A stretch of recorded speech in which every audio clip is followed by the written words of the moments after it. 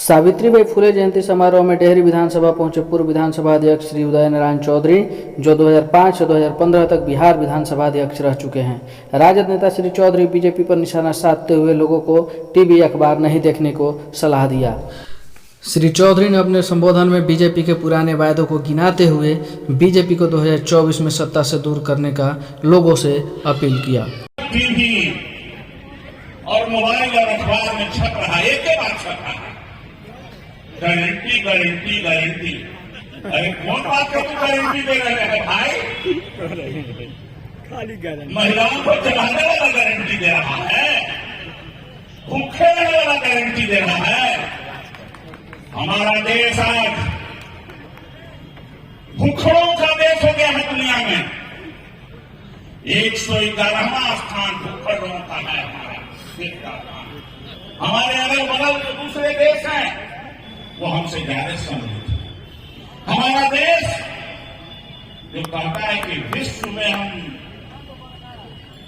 प्रसिद्धि प्राप्त करेंगे, विकसित राज्य बनाएंगे, तीसरा मंची पर तुम तीसरा राज्य बनाओगे। 2014 के बाद 2014 से पहले हमारे देश के ऊपर कर्जा था मात्र 55 लाख करोड़ रुपया कर्जा था, लेकिन आज के तारीख में हमारे ऊपर कर्ज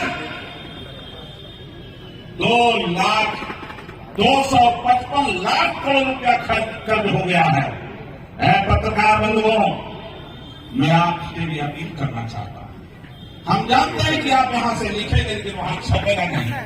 हम जानते हैं कि यहां का पीपल आप दिखाएंगे कि क्या महिलाएं बोल रही है, भेजेंगे, लेकिन दिखाया नहीं जाएगा। और दिखाया जाएगा तो 10-5 सेकंड दिखा के और दिन भर गारंटी दिखाया जाएगा, झूठ की कहानी सुनाया जाएगा, याद रखिएगा। इसलिए हम इसी के साथ आपसे अपील भी करेंगे कि टीवी देखना बंद कीजिए, अखबार पढ़ना बंद कर दीजिए। ये दोनों हमारे खिलाफ अभी चल रहा है, दोनों खिलाफ। और जो पत्रकार सही बोलने का काम करता, जो लेखक सही लिखने का काम करता, नौकरी से निकाला जाता है। याद रखिए, तो आगे आने वाले दिनों में ये जो हमको संकल्प लेके जाना है, संकल्प लेके जाना है कि झूठ बोलने वाली हुकूमत। अच्छा, जो बात हम आप लोगों से पूछना चाहते हैं, प्रधानमंत्री ये कहे थे कि 2 करोड़ की नौकरी देंगे, कहे थे ना, तो नहीं दिया आज तक 2 करोड़ का नौकरी। और नौकरी वाला जितना संस्थान था उसको बेच दिया। हाँ, हर साल 18 करोड़, हर साल 2 करोड़ नौकरी देने का बात किया था। 10 गुना 20 करोड़ को नौकरी मिलना चाहिए था। लेकिन जहां नौकरी का स्थान था, सबसे बड़ा स्थान था रेलवे, तो रेलवे बेच दिया, एयरपोर्ट बेच दिया, सेल बेच दिया, भेल बेच दिया, गेल बेच दिया, सारे संस्थानों को इसने बेचने का काम किया। और कहता है कि विकास कर रहे हैं। क्या विकास है, क्या विकास है? हमारे एक मित्र थे जिनकी लोगों ने हत्या कर दिया, मार करके झारखंड के पाकुड़ में, नाम आप लोगों ने सुना होगा, स्वामी अग्निवेश। आज समाजी थे, लेकिन उन्होंने इन लोगों को, नागपुर वालों को चुनौती दिया था कि मेरे साथ शास्त्रार्थ कर लो कि कौन से शास्त्र में लिखा हुआ है कि पत्थर में तुम प्राण फूंक लोगे, मरे हुए आदमी को जिंदा कर लोगे, अगर है तो हमको दिखा दो धरती पर। ये कहा, जिससे घबरा करके उनकी हत्या होने का बात, हत्या हुआ, इतनी उनकी पिटाई हुई पाकुड़ में कि हॉस्पिटल में भर्ती होने का बात मर गया। तो ये लोग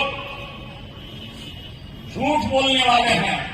20 करोड़ नौकरी देने का वादा करने वाला झूठ है कि देश की जनता झूठ है? बताइए, 20 करोड़ नौकरी का वादा करने वाला झूठा है ना?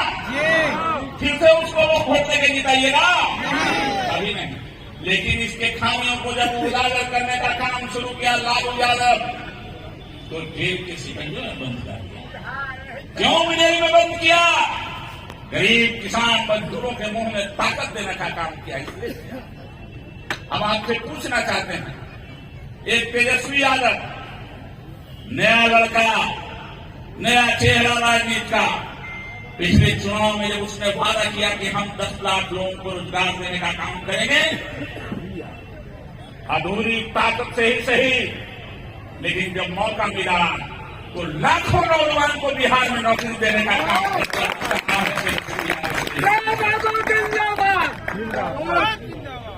दूसरा झूठ, नोटबंदी किया, कहा कि काला धन लाएंगे। काला धन 50 दिन का समय मांगा था, काला धन क्या आया हमारे देश में? आज तक इसका खुलासा नहीं हुआ। स्विट्जरलैंड बैंक का, जिनके पास मोबाइल है, हम जानते हैं कि आप लिखिएगा लेकिन छपेगा नहीं। जरा अपने अपने मोबाइल में चेक कर लीजिएगा 2014 के पहले कितनी राशि भारत की स्विट्जरलैंड बैंक में थी और आज की तारीख में कितना पैसा है? 2 गुना 3 गुना स्विट्जरलैंड बैंक में भारत का पैसा जमा हो गया। आज तक एक भी काला धन वहां से नहीं आया। ऐ झूठ बोलने वालों, दिल्ली के गद्दी पर बैठने वाले, आप तो सुबह से शाम तक झूठ बोलने का काम करते हैं। 2019 में इसने वादा किया था, जो आज भी कहता है कि गारंटी, कि 2022 तक देश के एक एक गरीबों को छत देने का काम करेंगे। अगर मैं गलत कह रहा हूं, पत्रकार बंधुओं और मोबाइल पर रखने वाले भाइयों, जरा उनके घोषणा पत्र को देखने का काम कीजिए। कहा था कि नहीं कहा था? कहा था। आज क्या है? मिला, फिर से दोबारा कह रहे हैं कि दे देंगे हम सबको छत, गारंटी देते। कहता है कि किसानों को 6,000 रुपया हम दे दिया।